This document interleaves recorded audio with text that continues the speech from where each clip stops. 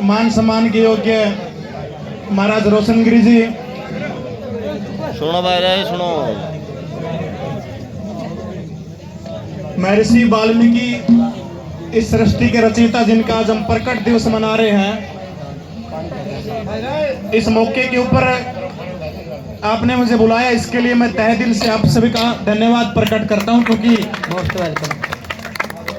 सबसे महत्वपूर्ण चीज ये है साथियों कि जिस दिन महर्षि वाल्मीकि ने, आप सामने देख रहे हैं इनके हाथ के अंदर कलम है, इनके हाथ में, और जिस जमाने में लोगों के पास में कलम किताबें कुछ नहीं होता था, उस दिन आपके समाज के हाथ के अंदर ये कलम हुआ करती थी।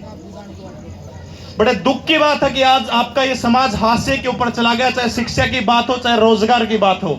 कितने इंजीनियर है? कोई साथी इंजीनियर है? ना भाई। कोई बड़ा बीएमएस डॉक्टर है? कोई? अरे माता है, चुप हो जाए। है कोई बड़ा पद के ऊपर? सोचने की आवश्यकता है। यह पुरुषार्थी समाज रहा है।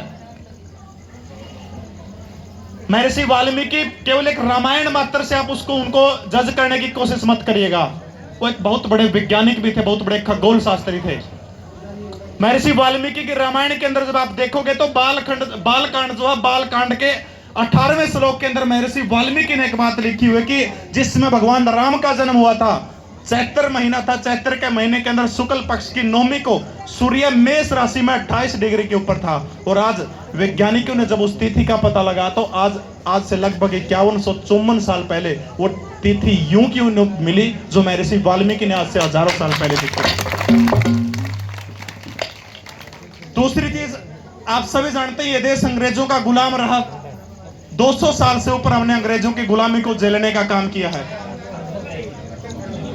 किताबों के अंदर आप लोग पढ़ते हैं, पढ़ाया जाता है कि इस देश के अंदर एक क्रांति हुई थी जिसको हम लोग 1857 की क्रांति के नाम से जानते हैं।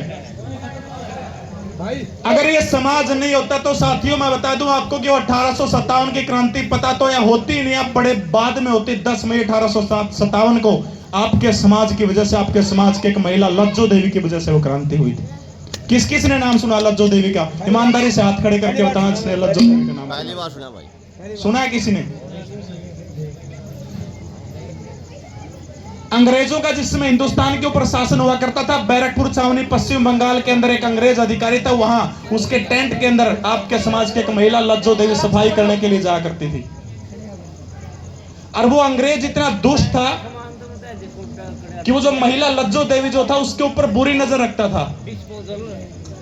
धीरे धीरे करके उस महिला ने, उस लज्जो देवी ने एक दिन उस अंग्रेज से कहा कि मैं हिंदू धर्म को मानने वाली हूं और मेरे धर्म के अंदर केवल एक पति जो होता है, मैं पतिव्रता नारी हूं। तब उस अंग्रेज उस शराब के नशे के अंदर चूर था। पता उसने क्या बात कही? वो अंग्रेज यूं बोला कि आप किस धर्म की बात करती हो, क्योंकि वो हिंदी बोलना जानता था। किस धर्म की बात करते हो? आपके धर्म के अंदर सारी जातियों के लोग अंग्रेजी सेना के अंदर हैं और आप जो है इन सबको गाय की जो चर्बी लगी वो सारे कारतूस दिए जाते हैं। लज्जो देवी ने सुन तो लिए ये शब्द, लेकिन बेचारी कर कुछ नहीं सकती थी। अपने घर गए, उनके जो पतिदेव थे उनका नाम माता दीन वाल्मीकि था। आपने सुना होगा इस शख्स का नाम। अपने पतिदेव के सामने कहती कि मैं आज के बाद अंग्रेजों के गुलामी नहीं करूंगी। कारण पूछते तब उन्होंने बताया कि जो चर्बी वाले कारतूस भारत के सैनिक यूज करते हैं उनके अंदर जो है गाय की चर्बी लगी होती है, और जो मुसलमान सैनिक यूज करते हैं उनके अंदर सूअर की चर्बी लगी है। मैं इस भेद को पूरे हिंदुस्तान के अंदर क्रांतिकारियों को बताने का काम करूंगी। साथियों, लज्जो देवी ने जब ये कहा तो माता दीन वाल्मीकि अंग्रेजों का देश गुलाम है, बोले मरवाओगी। कहता कि अंग्रेज मार देंगे अपना है। जब मैं आदरणीय माता लज्जो जी के मुंह से जो शब्द निकला वो एक एक व्यक्ति के लिए आदरणीय। तब उसने कहा कि जिंदगी में मरना तो एक दिन सबना है। मैं अकेली नहीं मरूंगी, कम से कम 15-20 अंग्रेजों को मार के मरूंगी।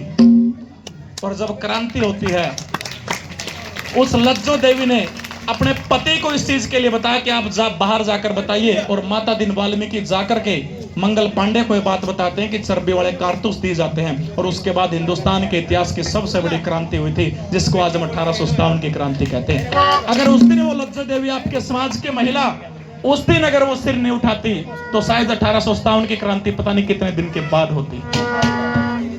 दूसरी सबसे महत्वपूर्ण चीज शिक्षा के ऊपर अगर मैं बात करूं, एक मुद्दा आज बड़े जोर शोर के ऊपर चला हुआ डीएससी समाज का। मिल गया डीएससी आपको, लेकिन अकेले डीएससी मिलने से कुछ नहीं होगा, उसके लिए आपको दिन रात पढ़ना पड़ेगा। डॉक्टर बाबा साहब भीमराव अंबेडकर एक बात कहते थे कि हमेशा चाहे आप भूखे रहिए, चाहे एक रोटी कम खाइए, लेकिन कम से कम अपने बच्चों को पढ़ाने का काम करिए। आप में से इतने बैठे हैं, सच बताना कि आप लोग दिहाड़ी मजदूरी करते हैं, लगभग कितने से हैं जो सांझ ना आए कि अपने अपने बड़का कॉपी चेक करें, किताब चेक करें कि आज घर का काम करे कौन करे। ईमानदारी से हाथ खड़े करना, कौन कौन पूछे? एक नहीं। ये समाज कैसे आपका समाज तरक्की करेगा? सबसे बड़ी चीज है अपने बच्चों की शिक्षा के ऊपर आप लोग ध्यान देने का काम करिएगा। अनुसूचित जाति के अंदर अन्य जो और जातियां हैं वो तरक्की किसके कारण करेगी? मजदूरी तो बेचारे वो भी कर रहे हैं, लेकिन उन्होंने अपने बच्चों को अपना पेट काट करके पढ़ाने का काम किया है। और जिस दिन आप लोग वो काम करने लग जाओगे तो आपका ये वाल्मीकि समाज जो है नित्य नई ऊंचाइयों को छुएगा। और मैं देखूंगा कि यहाँ से इंजीनियर भी निकलेंगे, यहाँ से डॉक्टर भी निकलेंगे, यहाँ पर बड़े बड़े अधिकारी निकलेंगे, लेकिन उसके लिए आपको पढ़ना पड़ेगा, अपने बच्चों को आपको उसके लिए पढ़ाना पड़ेगा। मैं मेरी तरफ से 5100 रुपये जो है इस मैं ऋषि वाल्मीकि कमेटी को देता हूँ, और साथ में 1000 रुपये जो है कमेटी जो है सिलेंडर, और बेचारे में छोटा है इनका गला वजन वजन का आकर अंडा का, इसका कदे सुर नहीं मिला सिलेंडर का। रामदीप से जो छोटे छोटे लगे थे, राजू भाई है सारे सारे, तो 1100 रुपये इनके पेट करता हूँ। मुझे बुलाया, मान सम्मान किया, आपका बहुत बहुत जोरदार तालियां।